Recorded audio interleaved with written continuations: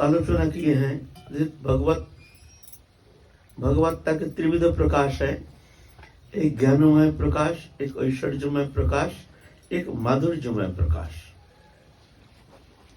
ये तीन प्रकाश मिलकर के पूर्ण भगवत प्रकाश।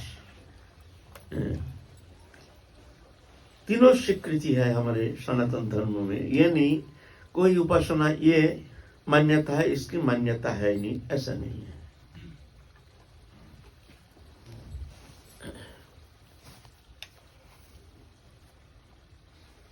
कर्म योग, ज्ञान योग, भक्ति योग, तंत्र योग, हठ योग, नाना प्रकार योग शास्त्र में वर्णन किए हैं।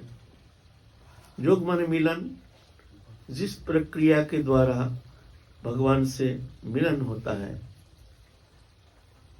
उसी को कहते हैं योग। कर्म के द्वारा योग, कर्म योग, ज्ञान के द्वारा योग, ज्ञान योग, भक्ति के द्वारा योग माने मिलन, दोनों मिलन, जीवात्मा परमात्मा का मिलन, भक्त भगवान का मिलन,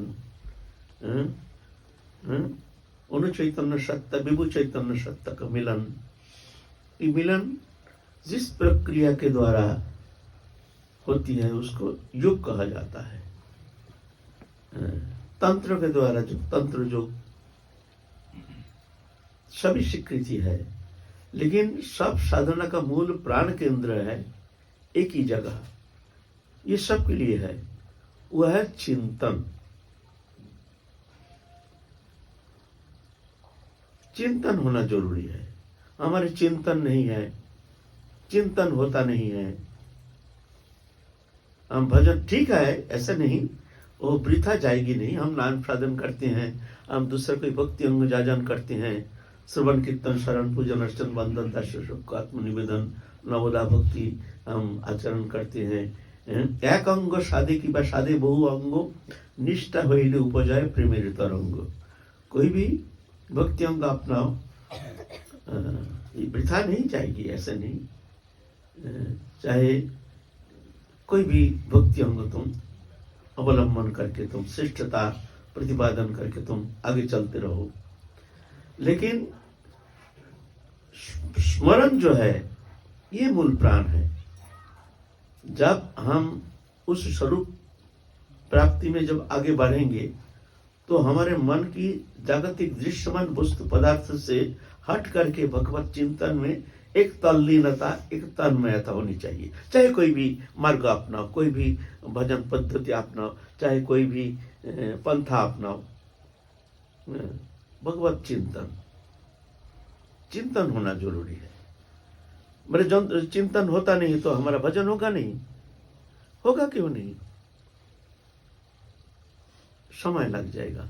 वहां जब पहुंचोगे तो वो चिंतन के माध्यम से ही, मेरे कर्म के द्वारा योग, जब योग सुचारू रूप से संपन्न होता है तभी जाकर के हमारे देहोदेही वस्तु पदार्थ से मन हट करके भगवत चिंतन में तल्लीनता आ जाती है। ये आना जरूरी है। तो हमारे शास्त्र कहते हैं जनतन प्रकार न कृष्ण मनोनिवेशाय। कैसे भी करो, कोई भी प्रक्रिया अपनाओ, मन को लगाओ, मन लगना है। चिंतन प्रधान है। सब विषय में चिंतन, चिंतन का श्रेष्ठता, ध्यान, ध्यान की प्राधान्यता। कोई कहते हैं हमारा ध्यान नहीं, कोई काम के लिए कहा गया हमारा ध्यान नहीं, तो काम तुम्हारा बेकार हो गया। तुम्हारा पास पैसा रखा है बहुत सारे, कहाँ रखा है तुम्हारा ध्यान नहीं, तो वो पैसा तुम्हारा काम में आएगा नहीं। हाथ के पास होने से भी क्या होगा, जब तक तुम्हारा ध्यान है हो हाँ यही हमारे बिस्तर के नीचे रखा है तो अपना वो काम में आएगा ना। लेकिन तुम्हारा जानते ही नहीं कहाँ रखे हो, तो भूल गए हो, ध्यान नहीं, तो वो पैसा तुम्हारा काम में आने वाला है नहीं, है ना। हम बहुत विद्वान हैं, पढ़े लिखे हैं, बहुत पढ़े हैं, लेकिन कुछ याद नहीं, ध्यान नहीं, तो वो विद्या तुम्हारा काम में आने वाला है नहीं। वो विद्वत्ता कोई काम में आने वाला है नहीं। हम पंडित है, विद्वान है, बहुत पढ़े लिखे हैं, ठीक है, लेकिन कुछ याद नहीं, विस्मृति आ गई है, तो वो विद्वत्ता कोई काम में आने वाला है नहीं। हम भजन करते हैं लेकिन भगवान की चिंतन नहीं होता है, चिंता नहीं, हमारे देहोदैहिक वस्तु विषय में हमारे आवेश है, तो तुम्हारा भजन ठीक से हो नहीं रहा है। ठीक है, ये वृथा नहीं जाएगी, अनुशीलन हो रहा है, अनुशीलन करते करते एक दिन ठीक मन लग जाएगा। और इसी को क्या अनासंग भजन कहते हैं? हाँ, अनासंग भजन। एक है सासंग भजन, एक है अनासंग भजन। सासंग भजन है इष्ट वस्तु के चिंतन में एक तल्लीनता, तन्मयता के साथ भजन करना, जब तब जो भी करते हैं तल्लीनता, तन्मयता के साथ होना चाहिए। तो यह सासंग भजन। अनासंग भजन है मन कहीं है संसार में, कहीं कोई विषय में लिप्त है, कोई वस्तु पदार्थ के प्रति वहाँ हमारा मन आसक्त है, देहोदैहिक वस्तु पदार्थ के प्रति हमारे मन की आवेश प्रबल है, भजन कर रहे हैं, यह अनासंग भजन। नाम कर रहे हैं, जप कर रहे हैं, पूजा कर रहे हैं, चिंता है बाहर का, कोई कहीं जाना है, कुछ करना है, चलो दे दो, भोग लगा दो, नियम कर लिया, हो गया, ठीक है। लेकिन ये अनासंग भजन, ये भी वृथा नहीं जाएगी, ये भी भजन होगा, ऐसा नहीं, लेकिन समय लग जाएगा, और फलीभूत होने में समय लग जाएगा। यह है भजन अनुशीलन, इसको कहते हैं भजन अनुशीलन। जैसे बच्चा को लिख दिया जाता है, लिखना आता नहीं है, लो हाथ घुमाओ, बच्चा हाथ घुमाता है, घुमाते घुमाते रसगुल्ला हो जाता है, फिर पूछ करके फिर लिख दिया जाता है, फिर हाथ घुमाता है, फिर बनता नहीं, ऐसे धीरे धीरे हाथ घुमाते घुमाते घुमाते घुमाते एक दिन वो स्वयं लिख लेता है। हम लोग जो लिखते हैं उसका ये पहले बचपन में हम लोग इस तरह से हाथ घुमाए हैं सभी, ऐसा कोई नहीं है जो हाथ नहीं घुमाए हैं, लेकिन हम लोग ऐसे ही हम लोग विद्वान हो गए हैं, संभव नहीं है। अवश्य तुमने बचपन में हाथ घुमाया है। तो साधन जीवन में भी हमारा भजन होता नहीं है, कोई बात नहीं है, हाथ घुमाओ, ये वृथा नहीं जाएगा। एक दिन वो बच्चा स्वयं लिख लेगा, उसका एक भी रेखा अंकन ये वृथा जाएगा नहीं। हम अगर कहेंगे जो बच्चा जो हाथ घुमा रहा है ये तो बेकार, ये उसको लिखना आता नहीं हो, तो ठीक ठीक घुमाना आता नहीं है, तो बेकार गया। बोलते बेकार नहीं गया, उसका एक भी रेखा अंकन करने का जो चेष्टा ये वृथा नहीं गई। सब रेखा अंकन का चेष्टा मिला करके ही एक दिन वो स्वयं लिख लेता है। ऐसे ही तुम्हारे भजन चेष्टा होता नहीं है, मन लगता नहीं है, लेकिन हम चेष्टा करते हैं। गुरु प्रदत्त नाम जप, ध्यान धारणा, उपासना आदि जो भी अनुष्ठान हम कर रहे हैं, ये नहीं समझते वृथा जा रहा है। आप बोलोगे हमारा मन लगता नहीं, इसीलिए हम क्या करें, माला लेके बैठते हैं, मन लगता नहीं, इसीलिए हम माला जपते नहीं है। कभी तुम्हारा लगेगा नहीं, ये नहीं सोचना। अनंत काल अगर तुम बैठे रहोगे, इंतजार करोगे कब हमारा मन लगेगा तब हम भजन करेंगे, ऐसे धारणा लेकर के, आशा लेकर के तुम समय का इंतजार करोगे, कभी अनंत काल इंतजार करोगे, तुम्हारा मन कभी लगेगा नहीं। अभ्यास योग, मन को लगाने का चेष्टा, ये अनुशीलन, भजन नहीं, भजन अनुशीलन, ये करना पड़ेगा। जितना ज्यादा करोगे उतना जल्दी तुम्हारा मन लग जाएगा। अभ्यास योग युक्त निश्चित सामान्यगामिना परमं पुरुषं दिव्यं जाति परस्थु अनुचिंतन, अनुचिंतन करने का अभ्यास। जैसे अनन्यगामी मन को हटा करके, विषय से हटा करके, समझा बुझा करके भगवत चिंतन करने का एक प्रयत्न ये करना चाहिए। एकांत में बैठ करके प्रतिदिन नियम करके अभ्यास करने का चेष्टा करना चाहिए। इसको कहते हैं अभ्यास योग। मन लागे या ना लगे, अभ्यास छोड़ना नहीं। जैसे बच्चा मन लगता नहीं है, हाथ घुमा रहा है, लेकिन वृथा नहीं जाएगा, उसका एक भी रेखांकन वृथा नहीं जाएगी। ऐसे ही तुम्हारे एक बार भी मुख में भगवत नाम उच्चारण किया, कुछ समय के लिए भी तुमने चिंतन करने का प्रयत्न किया, ये वृथा नहीं जाएगी। इसलिए साधन में सचेष्ट होना बहुत जरूरी है। मन लगे या ना लगे, मन की इंतजार मत करो, कब मन लगेगा तब हम भजन करेंगे, ऐसे नहीं। भगवान तो अंधा नहीं है, भगवान देखते हैं। जब मायाबद्ध जीव है, देखो आसन में बैठा है, मन लगता नहीं है, फिर भी देखो बैठा है, फिर भी देखो बैठा है, पसीने से लथपथ हो रहा है, इधर उधर मन भागता है, नाना प्रकार सांसारिक चिंता, ये करना है, वो करना है, ये कर्तव्य कर्म करना है। ये तो शरीर धर्मी मनुष्य के लिए, समस्त प्राणियों के लिए, प्राणी मात्र ही विवश होकर कर्म करता है। कर्म उसकी विवशता है, वो कर्म नहीं करता है, उसका प्रयोजन ही उसका कर्म का प्रेरक होता है। हम क्यों कर्म करते हैं? कर्म का कारण क्या है? कर्म का प्रेरक होता है हमारे प्रयोजन। हमारे प्रयोजन ही हमारे कर्म का प्रेरक होता है। जो कर्म हमारा प्रयोजन नहीं है, उस कर्म हम करेंगे ही नहीं, है ना। इसलिए हमारे जीवन में, मानव जीवन का श्रेष्ठ उद्देश्य, एकमात्र उद्देश्य है हरि भजन करना। ये प्रयोजन को जगाना है। हमारा समय वृथा जा रहा है, ये अनमोल समय है। एक एक क्षण, एक एक पल ये हमारे सामने बीते जा रहा है। समझ लेना, तुम्हारे जीवन का एक एक पल, एक एक क्षण घटते जा रहा है, ये दोबारा लौट के आएगा नहीं। 1 मिनट नष्ट हो गया तुम्हारे जीवन में, 1 मिनट तुम्हारा जीवन कम हो गया, अब ये बढ़ेगा नहीं, घटेगा। हम तो शुभ दिन के इंतजार में बैठे हैं, अब शुभ दिन आएगा, बच्चा को शादी करा देंगे, बेटी की शादी करा देंगे, फिर मियाँ बीबी दोनों वृंदावन जा करके एक घर बना लेंगे, फिर एकांत में बैठ करके खूब भजन करेंगे, खूब भजन करेंगे। इससे बड़ा मूर्खता और कुछ नहीं है। शुभ दिन किसी का हाथ में आया नहीं। समय किसी से रिश्तेदारी नहीं करता है, समय किसी से प्रेम नहीं करता है, समय किसी का अधीन नहीं है। समय को काम में लगाओ। समय बेईमानी नहीं करेगा, धोखाबाजी नहीं करेगा। समय तुमको तुम्हारे फल अवश्य देंगे। काम कर्म करते हैं, समय हमारे पीछे पीछे चलते हैं। शुभ करें अशुभ कर्म, कुछ भी कर्म संपादन करें, समय पीछे पीछे चलता है। जैसे कर्म करते हैं ऐसे फल दे करके समय चला जाता है। शुभ करो अशुभ करो, कुछ भी करो, जो भी करो, ऐसा ही फल, जैसे कर्म ऐसे ही फल लो, समय चला जाता है। वो रिश्तेदारी नहीं करता है।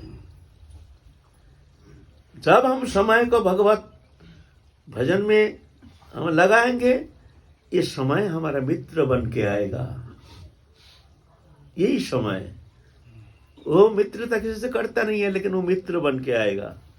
और जब संसार भोग विलास में ये समय को हम इस तरह से नष्ट करेंगे, ये समय हमारा दुश्मन बन के आएगा। ये समय है ना, यही हमारा दुश्मन बन के, वो समय दुश्मन नहीं है। तुम जैसे कर्म किए हो ऐसे ही फल दे करके समय चले जाती है समय। इसलिए समय की यूटिलाइज करो, सबसे बुद्धिमत्ता है। एक एक पल, एक एक क्षण वृथा नहीं कमाना। कोई गारंटी नहीं 100 साल तुम जियोगे, किस भरोसा में तुम निश्चिंत होकर बैठे हो। दुर्लभ मानव जीवन प्राप्त किए हो। अरे यही तो भगवान की सबसे बड़ी कृपा है। हम कहते हैं हम दुखी हैं, प्रभु ने हमको दुखी करके रखा है। भगवान हमको दुखी नहीं किए हैं, हम दुख को अपनाए हैं। अपना मान करके हम चलने का कारण हम दुखी बन रहे हैं, दुखी हो रहे हैं।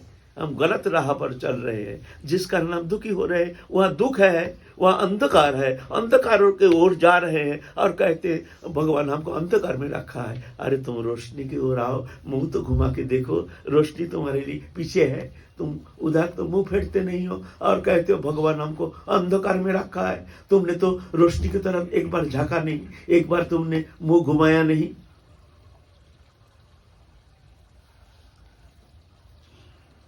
हमारे जितना मित्र है, हमारे जितना बांधव है,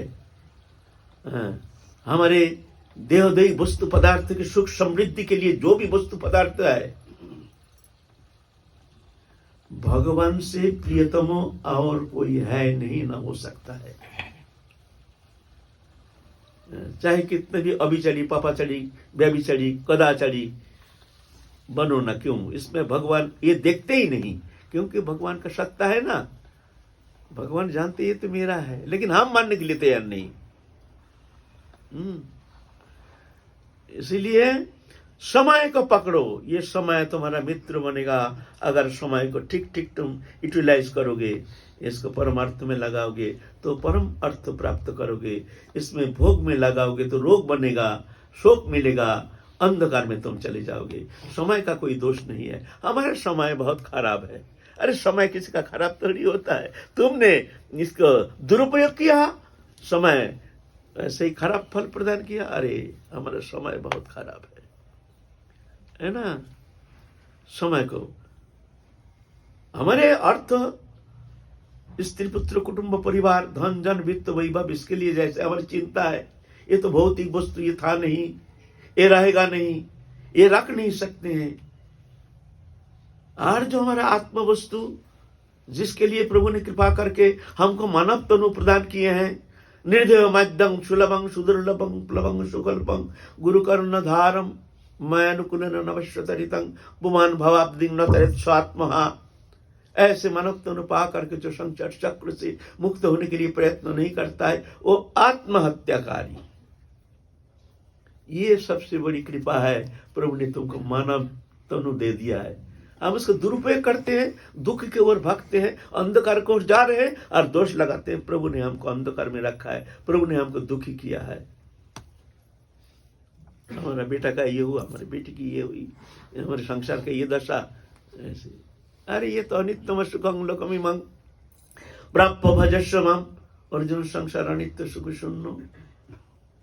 मानव तो पकड़ के मेरा भजन करो। अगर सुख पाना चाहते हो, यहाँ सुख किसी को मिला नहीं, तुम कौन भरोसा लेकर इंतजार कर रहे हो? इतना दिन तो बीत गया, किसी को मिला नहीं, तुमको कहां से मिलेगा? है ही नहीं, मिलेगा कहां से? मेरा भजन करो, समय को यूटिलाइज करो, कर्म करो, लेकिन कर्म इंद्रिय के द्वारा करो। कर्म करो इंद्रियों के द्वारा, मन को उसमें अपने आत्मिक चेष्टा जो है उसके अंदर उसके साथ संयोग मत करो। इंद्रिय के द्वारा कर्म करो और मुख में नाम करो और मन में चिंतन करो, प्रभु जाना है, जाना है। ये कर्म तुम्हारा है, हमारा नहीं है। तुम जैसे करा रहे हो हम कर रहे हैं, बस तुम जानो। लेकिन हमारे जीवन का एकमात्र उद्देश्य है प्रभु तुम्हारे चरण प्राप्ति। जन तन प्रकार न कृष्ण मनोनिवेशयत, कैसे भी हो मन को लगाओ, है ना। तो चिंतन, ये चिंतन है सर्वोपरि, मन को लगाना है। अनन्य चेता जो मां शरति नित्यश तस्याहं सुलभ पार्थ नित्य युक्त सुजोगिना माम वित्त तुकंत दुःखालयम शतम नाप्नुवन्ति महात्मन संसिद्धिं परमंगतः। अनन्य चिता, ना अन्य चिंता, ना अन्य आशा, ना अन्य भरोसा, एकमात्र प्रभु की चिंता। चिंता माने प्रभु हमारे हैं, सबसे प्रियतम, सबसे निकटतम। हम प्रभु के हैं, प्रभु हमारे हैं, हम वहां से ही आए हैं, वहीं जाना है, बस ये भावना लेकर अनन्य चिंतन, जो इसको कहते हैं अनन्य चेता, जिसको चित्त वृत्ति में भगवत चिंतन, भगवत प्राप्ति की आशा बगैर और कोई इच्छा है नहीं। भजन कम हो, लेकिन तुम्हारा मन में कोई इच्छा नहीं, एकमात्र इसी जन्म में भगवत प्राप्ति तुम्हारे एकमात्र उद्देश्य है। अगर ऐसे है तुम्हारी मनोवृत्ति, तो मान लेना तुम बहुत आगे निकल गए हो। माया तुमको बंधन नहीं कर सकती। लेकिन हम भजन करते हैं खूब, नाम भी खूब करते हैं, पूजा पाठ करते हैं, सत्संग, लेकिन मन हमारा विषय कानून में रमन कर रहा है। ये चाहिए, वो चाहिए, ये नहीं हुआ, वो नहीं हुआ, और अब नाना प्रकार संकल्प विकल्प, लेकिन भजन करते हैं, नाम ठकठका रहे हैं, खूब माला खूब ठकठका रहे हैं। इतना बड़ा माला छोटा हो गया, दस्त रगड़ते रगड़ते। मेरा ही ऐसे दशा है, मेरा ही दशा ऐसा है। इतना बड़ा माला था, इतना छोटा हो गया। अब जब खरीदे इतना बड़ा माला, कुछ नहीं हुआ, मन कुछ नहीं हुआ। खूब भजन कर रहे हैं, लेकिन मन हमारा विषय कानून में रमन कर रहा है, तो समझना वो भजन तुमको संसार सागर से पार करेंगे, समय लग जाएगा। अभी तुम ये आशा नहीं करना कि इस जन्म में तुम भगवत प्राप्ति करोगे। भजन कम हो, हमारा भजन होता नहीं है, समय नहीं है, लेकिन दृश्यमान जागतिक वस्तु पदार्थ के प्रति किंचित हमारी आसक्ति नहीं। हमको कुछ नहीं चाहिए, कुछ नहीं चाहिए प्रभु। जो देख रहे हो तुम्हारा है, तुम करा रहे हो, हम कर रहे हैं, तुम नाचा रहे हो, हम नाच रहे हैं। प्रभु इस संसार में हमारा कुछ नहीं है। जब आए हैं हम ऐसे ही अकेला आए हैं, कोई वस्तु दृश्य में, कोई वस्तु पदार्थ से हमारा कोई संपर्क नहीं था, सब संपर्क आगंतुक है। ऐसे ही एक दिन नष्ट हो जाएगा यह आगंतुक संबंधो। जहां संयोग है वहां वियोग अनिवार्य हो। ये संयोग का संसार है, वियोग होगा। ये शरीर तक ये भी संयोग है, ये भी तुमको छोड़ के जाना पड़ेगा। इसलिए भजन कम हो, ठीक है, भजन नहीं होता है, लेकिन देखना, ख्याल रखना, इस हृदय में भगवत चरण, भगवत भक्ति चरण, भगवत भक्ति छोड़ करके और कोई वस्तु पदार्थ के प्रति हमारी कोई इच्छा नहीं। तो ठीक है, कोई चिंता नहीं, तुम घबराना नहीं, तुम अवश्य राधा रानी कृपा करेंगे। खूब भजन करते हैं, लेकिन हमारा मन ये चाहिए, वो चाहिए, वो चाहिए, वो चाहिए, तो समझ लेना तुमको आना पड़ेगा। इसलिए अनन्य चिंतन, चिंतन चाहिए। अनन्य चेता जो मांग स्मरति नित्य श, नित्य माने अखंड, तोइल धारावत। कर्म में कोई दोष नहीं है, कर्म करो, कर से कर्म कर विधि नाना, चित्त रखो जहां कृपा निधाना।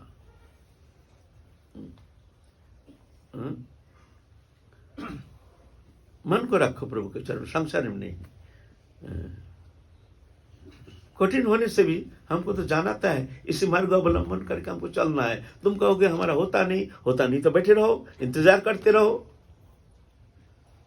मरने के बाद कहेंगे जो चलो संसार चक्र में, तुम कहोगे प्रभु क्या करें, तुम्हारे माया है। हम जानते थे हमको भजन करना, मानव जीवन का उद्देश्य भजन करना, लेकिन माया ने इस तरह से हमको घेर लिया कि हमको भजन करने का मौका मिला ही नहीं। क्या करें, हम जानते थे जो भजन करना जरूरी है, लेकिन तुम्हारे माया, तो इस बात पर हमको एक नंबर भी नहीं मिलेगा। बोलेंगे चलो इसको ले चलो, इसको ले चलो, 0 नंबर, तुम्हारा नंबर 0। प्रभु 0 क्यों?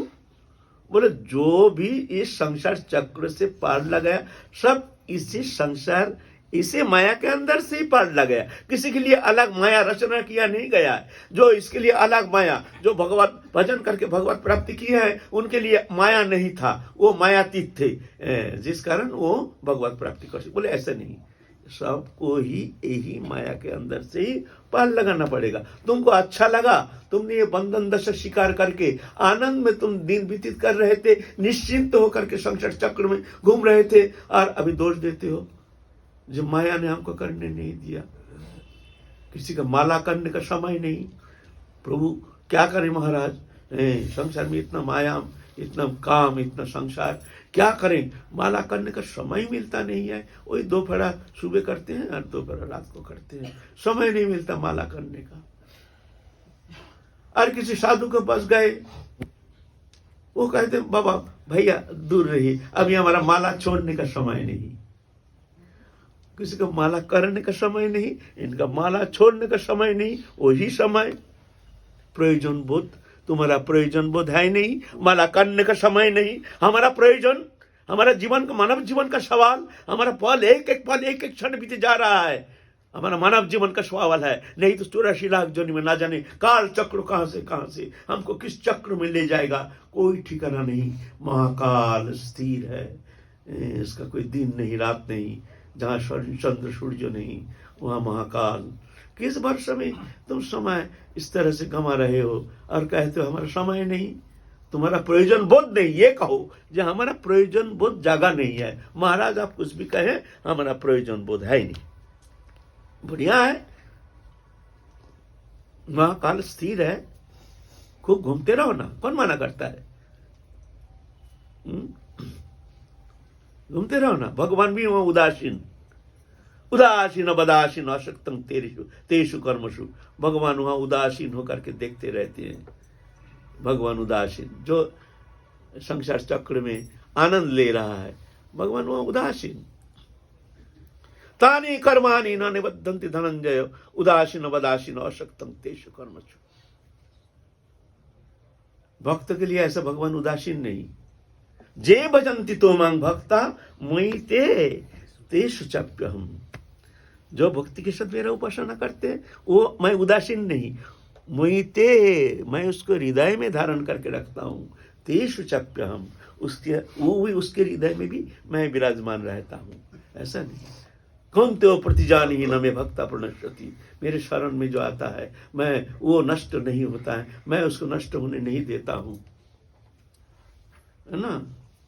तो तुम्हारी इच्छा नहीं, खूब घूमो ना, शांति की आशा लेकर के संसार चक्र में तुम घूम रहे हो, घूमो ना, कौन मना करता है। लेकिन ना, ये संसार अनित्य असुख, काल चक्र न जाने कहां से कहां ले जाएगा। जो भी तुमको छोटा सा मानव जीवन मिला है उसको व्यवहार करो, यूटिलाइज करो।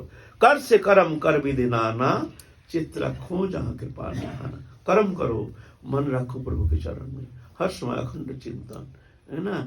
अनन्य चेता जो मांग शरति नित्य स तस्यांग सुलभ वर्त नित्य युक्त जोगिना। ऐसे नित्य युक्त जो रहता है वो सुलभ होता है, सहज हमको प्राप्त करने में समर्थ हो जाता है, जो हर समय हमारे ऐसे चिंतन करते रहते हैं, चिंतन प्रधान। तो हमारे गौरीय जो साधन पद्धति में कहे हैं नरोत्तम ठाकुर महाशय, साधन शरण प्राण मधुर मधुर धाम जुगल विलास स्मृति सार साध्य साधन यह वही आर नाई यही विधि सर्वसाध्य सार। साधन शरण प्राण, ये प्राण है, चिंतन है साधन का प्राण केंद्र, चिंतन होना चाहिए। इसीलिए चिंतन करने के लिए साधु संग चाहिए, सत्संग में रहना चाहिए। तत्सहित साधन चेष्टा, तीव्र साधन चेष्टा। समय नहीं मिलता है, कम से कम निद्रा से समय हटाओ, कुछ घटा करके प्रातःकाल बहुत जल्दी उठो, दरवाजा बंद करो, जहाँ सब सोते रहते हैं उस समय चुपचाप आसन में बैठ जाओ, ज़्यादा से ज़्यादा समय की यूटिलाइज करो। समय निकालो, समय निकालता है थोड़ी, समय निकाला जाता है, समय निकाला जाता है ना। इस तरह समय निकाल करके साधन प्रचेष्टा तीव्र होनी चाहिए, तो साधक भगवत कृपा से आगे निकल जाता है। बोलो। साधारण मनुष्यों को अपने संदेश में महापुरुष दैन्य भाव में न जाने, अपने आप को अति साधारण से भी साधारण, जैसे हमारी तो माला घिस गई लेकिन मन वहीं इस तरह। लेकिन साधारण व्यक्ति क्या समझ सकता है कि ये महापुरुष अप्राकृत दिव्य चिन्ह में आनंद समुद्र में डूबे हुए हैं, तो वो तो इस बात को नहीं समझेंगे, तो उन पर तो असर अलग से जाएगा। तो इसमें क्या, तो क्या कहें, हम कहेंगे हम सिद्ध हो गए हैं, ऐसा कहना पड़ेगा। सिद्ध हुए नहीं, फिर भी देखो ना कितना भीड़ लग गया। सिद्ध होने से क्या डिजाइन होगा जानते हो? ये तो कहना पड़ता है। बाबा एक जगह में मतलब पाठ किए थे, अगर पुष्प खिलता है ना किसी को बताने की जरूरत नहीं, भ्रमर ऐसे ही आ जाते हैं। और सूरज अगर उदित होता है तो रोशनी हर तरफ पहुंचता है, तो महज जहाँ होता है वैसे ही पहुंच जाते हैं। तो कुछ भी हो भाई, हमको तो नहीं बचना है, चाहिए। हमको तो नहीं बचाना है, चाहिए। हमको तो बचना है। हम तो ये नहीं देखेंगे दुनिया का मेला, मैं हूं अकेला, लेना ना देना मगन रहना। भाई ये चलने दो, चलता है चलने दो, लेकिन हमसे ना लेना ना देना, मगन रहना। बस हमारे तो ये सिद्धांत है। बाबा, जैसे कि आपने कहा कि चिंतन सर्वोपरि है, तो जो हमारे जैसे कनिष्ठ साधक हैं, तो श्री गीता जी के 12वें अध्याय के 12वें श्लोक में भगवान कह रहे हैं कि मर्म को ना जानकर किए हुए अभ्यास से ज्ञान श्रेष्ठ है, और ज्ञान से मुझ परमेश्वर का ध्यान श्रेष्ठ है, और ध्यान से कर्म फल का त्याग श्रेष्ठ है। तो फिर ऐसे में ध्यान और चिंतन से ज्यादा श्रेष्ठ कर्म फल का त्याग, ये कैसे समझा जाए? ध्यान तो एक चेष्टा है, मन लगाने का चेष्टा। चेष्टा से क्या होता है? चेष्टा से हमारे मन एकाग्र हो जाता है, विषय वस्तु पदार्थ से मन हट जाता है। और विषय वस्तु पदार्थ तो हमारा बंधन का कारण है। तो वो जब समस्त वस्तु पदार्थ से मन हट जाता है, कर्म फल त्याग देते हैं, तो काम तो बन गया। ये दृश्यमान वस्तु पदार्थ के प्रति आसक्ति ही तो, और फल कामना ही तो हमारा बंधन का कारण। ये हो गया तो मन तो निवृत्त हो गया ना, तो ऑटोमेटिक तुम्हारा भजन बनता रहेगा। ये कर्म फलाकांक्षा ही तो हमारे बंधन का कारण है। कर्म बंधन का कारण थोड़ी है, कर्म बंधन का कारण नहीं है, कर्म फलाकांक्षा बंधन का कारण। हम जो कर्म करते हैं उसका फल कामना लेकर के, ये करेंगे, फैक्ट्री चलाएंगे, ये करेंगे, इतना पैसा का, फिर ये करेंगे, वो करेंगे, वो करेंगे। हमको चला रहे हैं, ठीक है, लेकिन ये भगवत प्रभु के कर्म है, हमसे कोई लेना ना देना, मगन रहना, बस कर्म कर रहे हैं, ऐसे भावना लेकर कर्म करने से फिर बंधन कारण नहीं। तो कर्म फल त्याग हो गया, कर्म फल त्याग हो गया माने तुम आगे निकल गए हो, यही तो फंस गए हैं ना।